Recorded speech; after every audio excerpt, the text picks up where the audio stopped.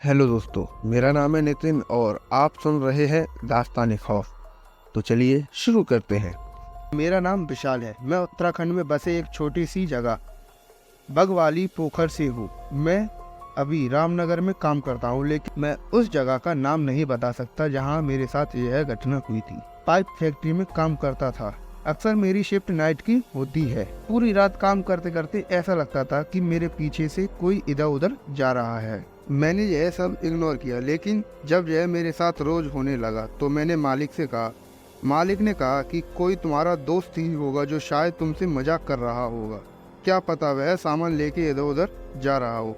मैंने इस बात को भी इग्नोर किया और एक रात में छुट्टी के दिन रात को सो रहा था। मुझे अचानक ऐसा लगा कि किसी ने मेरा शरीर पकड़ लिया है और वो मेरी छाती पे बैठकर मेरा गला दबा रहा था। मैंने उस समय अपने साथ में सो रहे लोगों को जगाने की कोशिश भी की, लेकिन वह नहीं उठे।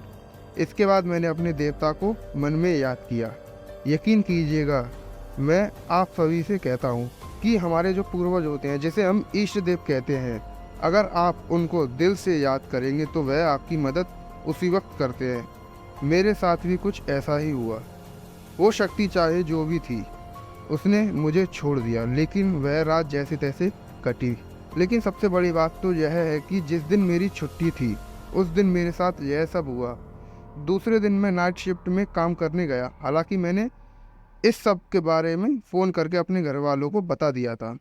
मेरे घर वालों ने घर से ही मेरे नाम की विभूति और मंत्र पढ़े थे, जिसके बाद मुझे हल्का आराम मिला। यदि आप गांव की जगह शहर में काम कर रहे हो और आपको अचानक कोई भी प्रॉब्लम हो जाए, तो हर घर में एक ना एक सदस्य ऐसा होता है जो देवता के नाम की विभूति लगाता है। और रही बात सच या झूठ की, तो आपको कमेंट्स में उत्तराखंड के जितने भी लोग अगर यह कहानी सुन रहे हैं, वह आपको इस सच के बारे में ज़रूर बताएंगे। खैर, कहानी पर आता हूँ। एक दिन मेरे मालिक ने एक तांत्रिक को बुलाया। उसने मुझे एक थाली दी, उसमें कुछ राख वगैरह थी। उसने कहा कि जा, तू पूरी कंपनी में इस थाली को घुमा कर लेकर आ। मैंने ठीक ऐसा ही किया। इसके बाद कुछ दिन बाद मैं 2 बजे के आसपास अपने कमरे में सोया हुआ था। उस वक्त अचानक एक बार फिर से मेरे शरीर को किसी ने जकड़ लिया। मैंने कहने की कोशिश की, तुम जो भी हो, मैंने तुम्हारा क्या बिगाड़ा है, मुझे माफ़ कर दो। अगर मेरे से कोई गलती हुई है तो मुझे परेशान मत करो। तुम्हारा जिसने बिगाड़ा है तुम उसको पकड़ो। और हाँ, एक बात और, यह मत समझना कि मैं डर के यहाँ से चला जाऊँगा। मैं नहीं जाने वाला। प्लीज़ बस मुझे सोने दो। तुम्हारी वजह से मैं यह सब भूल चुका हूँ कि नींद क्या होती है।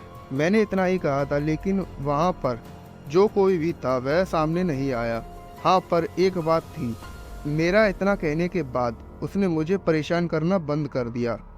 अब मेरी ज़िंदगी एकदम सही चल रही है।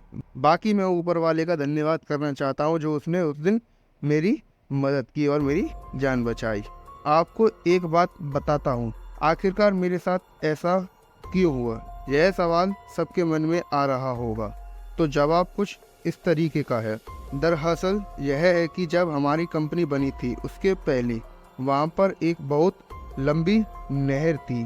कहते हैं कि जब भी कोई मर जाता था तो उस नहर के पास लाकर उसको जला दिया करते थे।